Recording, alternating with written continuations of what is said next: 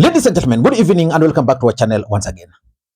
Earlier today, I was talking to a senior UDA official and he told me that they're actually surprised as a party by the kind of the reception Rigathi Gachagua has actually received from the mountain after the fallout with William Ruto. And they are worried that in 2027, Mount Kenya might not really vote for William Ruto. But he told me one thing, that they are sure of winning the next election because of Baba. I'm not so sure whether that's going to happen.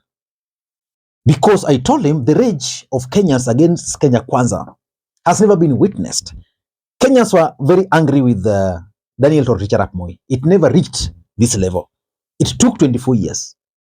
Kenyans were very bitter with Moi Kibaki and of course even Uhuru Kenyatta, but not to this extent.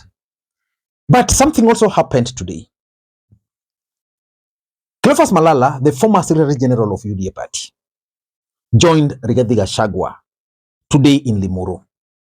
And that move by Cleophas Malala, in my view, is significant politically speaking. And I want us to go through it.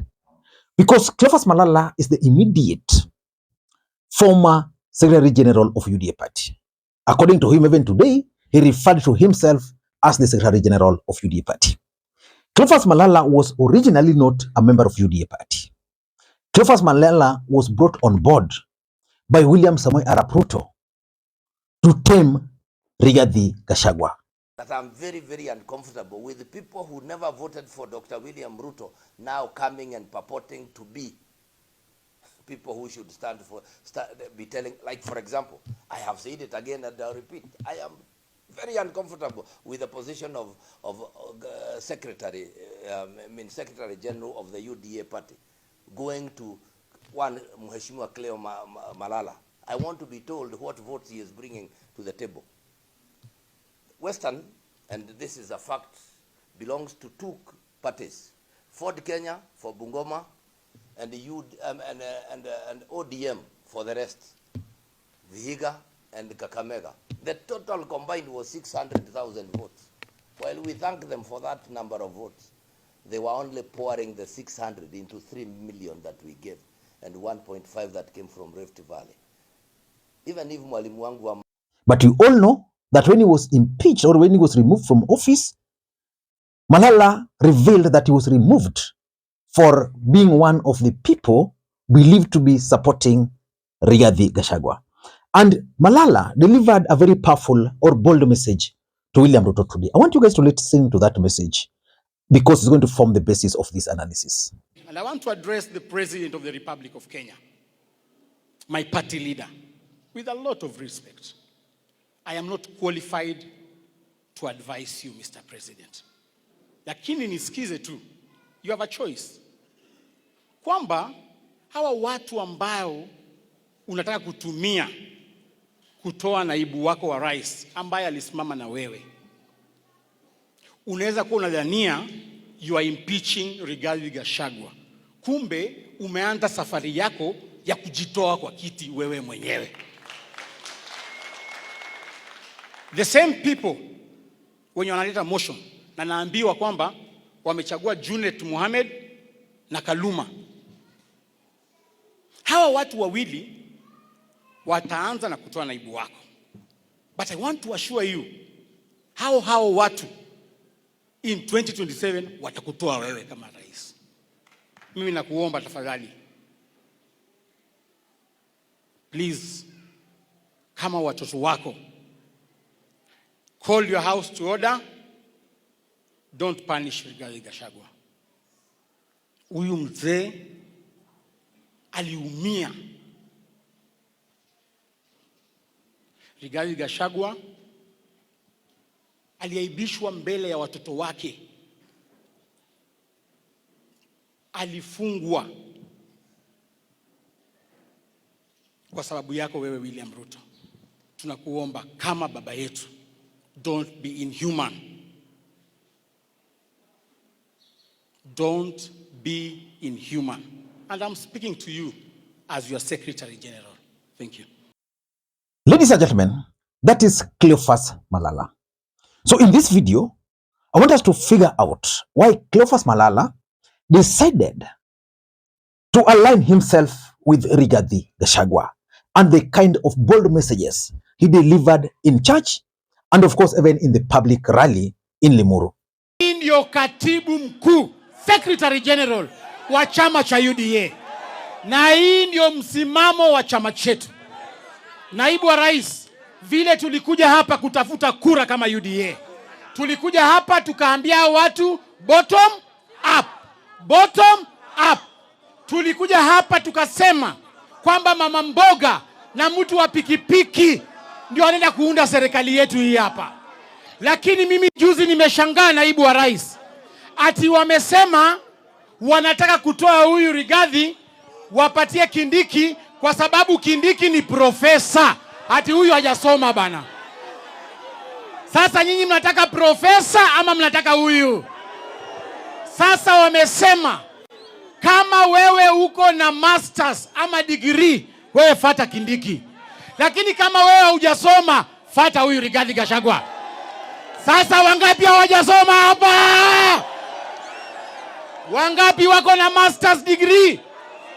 But before we go into all those, in case you're watching this channel for the first time, please take a second or two, click the subscribe button so that next time we produce a video like this, YouTube will automatically notify you.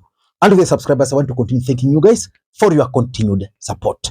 Because without that support, this channel cannot be where it is. Ladies and gentlemen, without any further ado, allow me to dive in. But before I dive in, allow me to also take this opportunity to introduce you guys to Lemfi. Lemfi is a mobile money app for users in the UK, Canada, and the United States of America to send money back to Kenya. They offer the best exchange rates, and the money will be delivered instantly into your M-Pesa account, Airtel Money account, and of course, if you want, directly into your bank account. You can use the link in the pinned comment to download the app. Ladies and gentlemen, because of time, I want us to go very fast on why Malala joined Rigathi Gachagua and why that move is actually causing serious political panic in Kenya Kwanza. Number one, by bringing Malala on board, Rigathi Gachagua is playing the impeachment politics.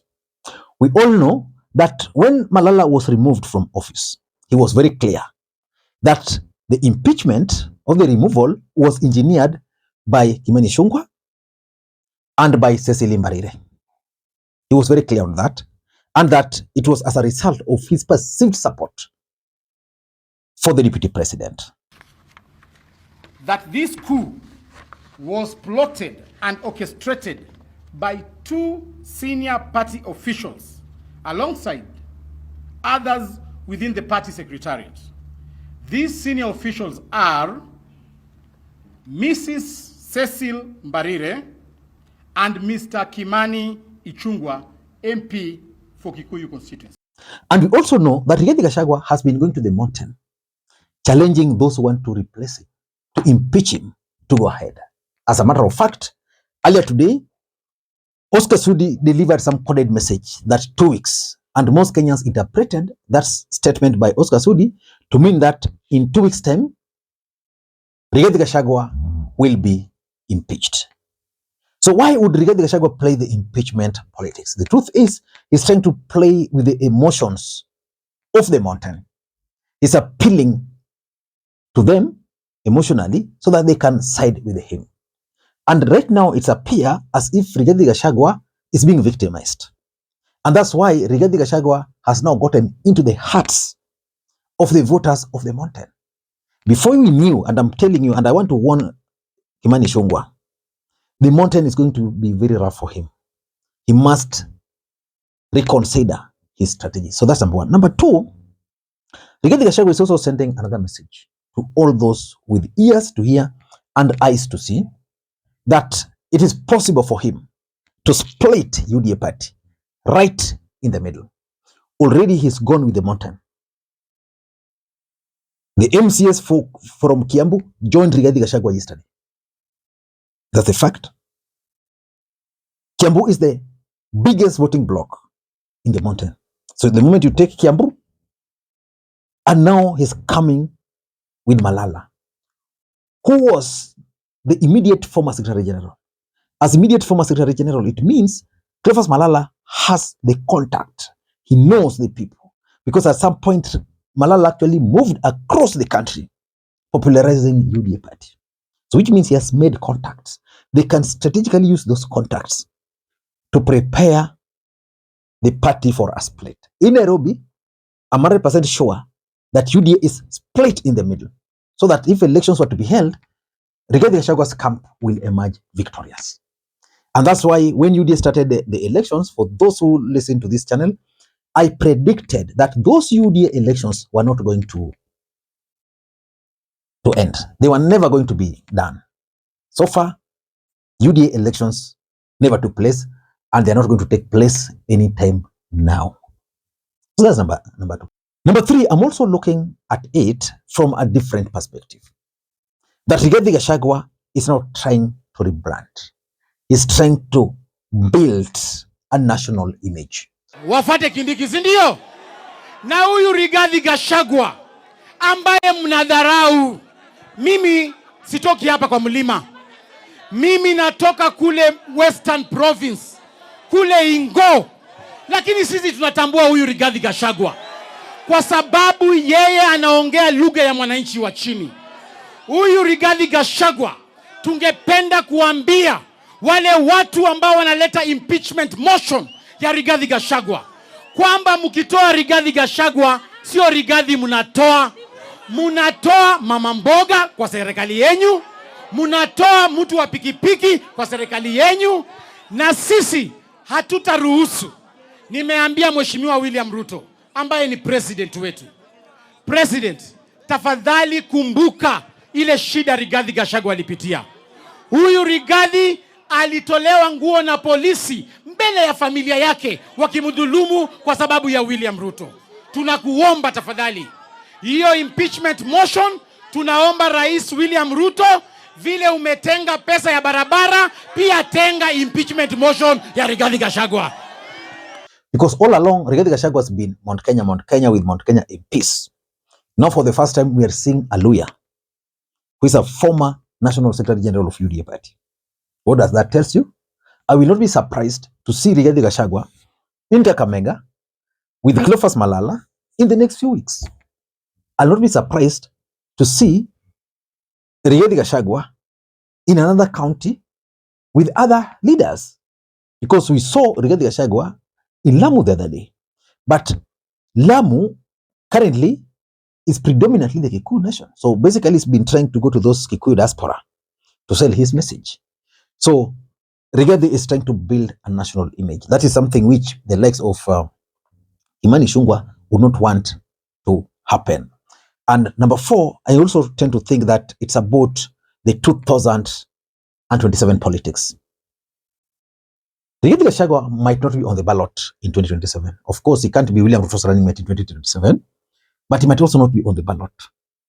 But Rigathi Gachagua is planning to form a formidable political party. And that formidable political party is going to support a serious presidential candidate, maybe Kalonzo Musyoka, so that at the end of the day, they are going to have numbers for the mountain. Then they can now use those numbers to bargain. And Rigathi Gachagua is on record stating on many occasions during these tours that they made a mistake of supporting William Ruto out of trust without agreeing to enter into any kind of agreement. Because he even explained that Mutua Alfred entered into coalition agreement. Musalia Mudavadi agreement, and even Moses Masika Wetangula. It's only them who trusted William Ruto, of which he's telling these people that William Ruto has already betrayed that trust. And lastly, I think he's also out to seek for sympathy from the voters of the mountain. And he's getting that sympathy. I don't know what you think, but for me, William Ruto has lost the mountain. I'm looking at numbers. I don't see how William Ruto will be able to win the elections in 2027. But the biggest question is, who can remove William Ruto? That is the biggest question. Until next time, this is Lee Makwiny. Bye-bye.